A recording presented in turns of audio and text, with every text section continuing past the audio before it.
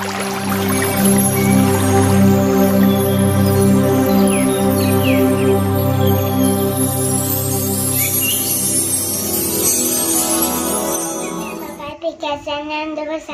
the video,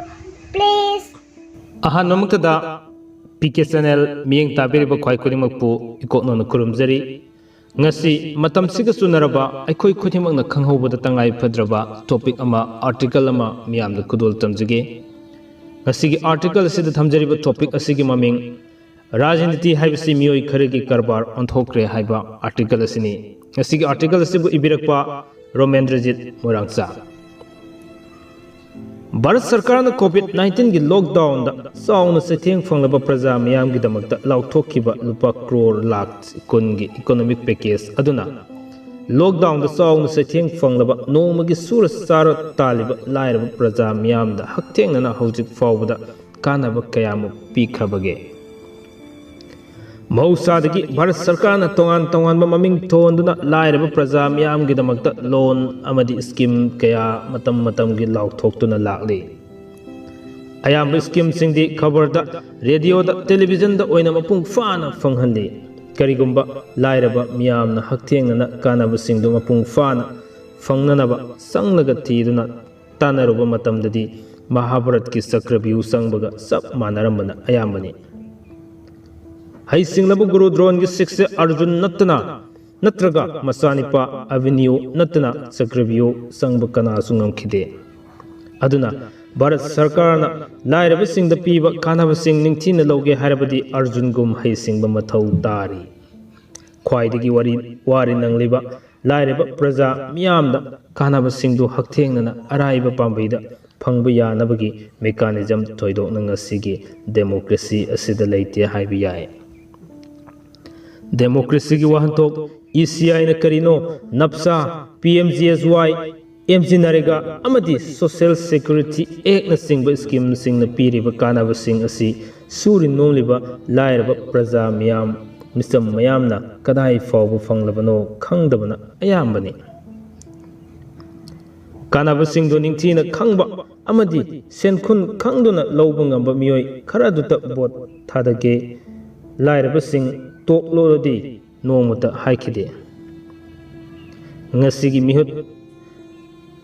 mahut praja miyamna India की electoral politics asi respect tori haibigi so toba yanaba miyamda की शक्ति lobe यानब नमथाक की उपाय क्या सिनदुना फमुंगदा यातादना लेरिबा करिसु खंगजद्रिबी हनुबी इमाइबेन फावबा पोदुना पुथोकलगा पोत थादहले बोट कादुना सरकार सेमख्रबा सेंजौ पाइबसिंग मानदुना थबक खुदिमक तौखिगनी प्रजा मियामनबो पॉलिटिकली सोशली एंड इकोनॉमिकली ज्ञान मांगनबा वाथोक अमता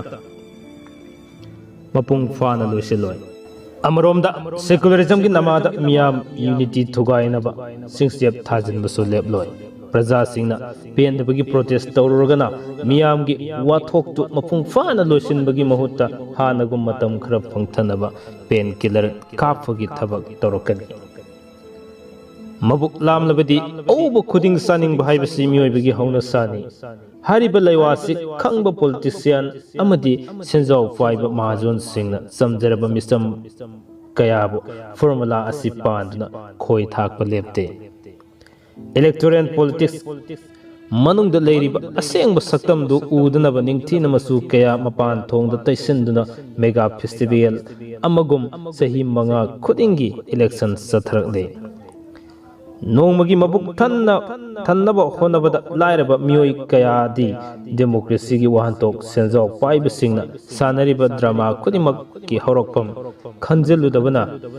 खंजलुबगी मतमसु लेते करमना सोसाइटी असिदा थोकनिबा क्राइसिस सिंग सॉल्व तौदुना शांति लेबा सौखतपा लेबाक ओहनगदगे खनबसु ओइथोकते मिसम प्रजा सिंगना अरानबा थौरांग फावरे खंगलबा मतमदा हई सिंगबा मियोय खुजोक खराना फेस्टिवल गुम पांगथोकलिबा इलेक्शन मतमदा मियामदगी शक्ति लौनबगी दमक लुपा चांगा लिसिंग अमा येनसेली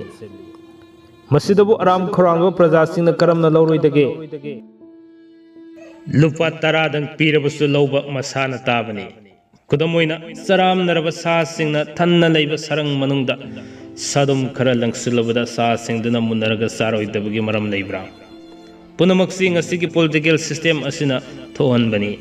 masimaknani democracy satliba lebak sida sada marifu misingna lairaba oiriba masina society sida huran bahiba akanba amadi asingba mi kharana aranba pambai sinaduna paisa pairaga haina humna nungaina hingba yari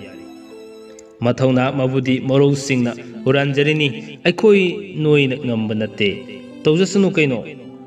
haibagi satnabi ama ngasigi system sina universal culture gum miyamna phawhalaklei amuksu hangningli aranba kayabu miyamna karigidamata culture gum khanaраklibano ningsingba yai India da British loilam sasan leiringai matamdugi brain faraba mioi kaya British ras ki clerical Waf Kidamak Indian Civil Service ICS exam Thahanduna selection Torombagi system adu India dadi Hojik Susathari. Charles Cornwallis na Semlamba ICS officially oina Imperial Civil Service ki exam da Khallaba Kedar Singh da Matamdugi British Colonial gi se sangi Thabak Singh Tohalami. Masimak Loilam Sandokpa Lebak Singh na Toromba education system ni. Adubu Sardar Vallabhbhai Patel na ing lising magasamapan ni Punipanda ICS tagi IAS haina maming on na ngasi fawa India da sathaduna lali brain fawa skill leiba haibasidi productive force kidamak anauba puthokpa thijin humjinba development natraga invention chaugadaba mioi kanglopni ngasigi education system asina maru oina target tawribasi lok haibadi kok leiba mi hai singba mioi singbo government ki clerk natraga machinery ohenbani masimakna lairaba yamna pamba bookworm oiba mioi ayhamba government natraga corporate sector singda clerk natraga machinery oigali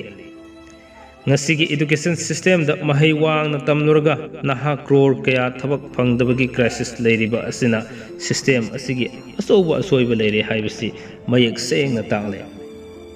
numina nongpoktagi thoklaga nongchupta sangkhiba universal law gi mawongda political system asiga mari amata leinadabagum miyamna pangleida leiba masimakni huran bahaiba senjaw faiba amadi leingakpasingna khwaidagi pamjaribasi Oirakliba satnaron amadi kunailon asida aranbabu tingduna amotpa mayambu sumthokadaba judiciary thodang kadaida leiri haibasi miyamgi asobu wahangni India da maruina school college amadi universal ngakpigani university singi brain faraba mairoi sing amadi ayamba mi sing Rajniti Haibasi sokna samnaba yadaba tilai kombigum khalli politics haibasidi steer kaba ngamdraba ahal oiraba hanubu singna tawgadabani haina inthoklaga thamli adubu grassroots tagi hauraga university forward ningtina political consciousness leiba yamnamak mathau tai ngasi society sida thokliba crisis amadi problem khudimaki horokphamsi politics nani Haibasisu ngasigi formal education ki textbook syllabus ta yaude corruption haibasi politics haibasi dagi maru oina tholakpani haibasi syllabus ta pande Rajniti haibasi mioi khara khaki professional mawong da misam miyam di yaubu yadabugum inthoklaga thamle miyam da political consciousness leitaba asimakna mioi khujok kharana politics si nakhoi gi sinpham amagum puningba maikaida haibadi amukna norokta amukna patalda koi puraga leire masina maram oiraga Rajniti haibasi mioi kharegi khwaidagi kanaba karbar oikre hauzik satliba system asigi manungi MP MLA amadi minister hongdo hongjin tawbana thoina ahongba purakloi corruption haibasisu miduna ottabagi mabuk fattabagi huranbani haina ngasigi capitalist democracy asina mistam miyamna khanghalli miduna faraga haibadi pingang setpa sadhu amana prime minister natraga chief minister oirabadi corruption amata tawroidaba miyamgi fanabata tawrakadaba wakhal phawhalle hausikki matamda mioi kayabu mioi kharabu namthaduna karbar toba haitraba natraga huranba haitrabadi mahau thokna hingba ngamdre lomi amadi sinmi kaya pangal kemba makai mapunsi suppa thabak surabasu nungai ne hingba fangdre works culture fana leiduna su thabak tugi mahi worker singda fangbagi mahut lalai mioi khuzok kharagi khayata takini miyamna toina hainai larik tasu yawi subu lepkunu honaba kallu lakhini nangi chu nongma purnima masidi sahitagi wani suna suna nungaibi machet ama fawba fangduna punsi kem khiba kaya amani khudam oina asumna haibasu yai madudi iramdam sida leiriba mi singi sada yankai sap manana kanna su nomduna honabada loina mai fakadra kaidawnungda pakloi maramdi samada ani natraga ahum atai singdu namtharaga oigadaba mangaire miyamgi sakhau mari pairiba loinana lengakpo mamai sumnibasi senjaw paiba capitalist singni haibasi miyam punna khangminasi aduga rajniti haibasina society asibo yomduna thamliba maru oiba sel adubuni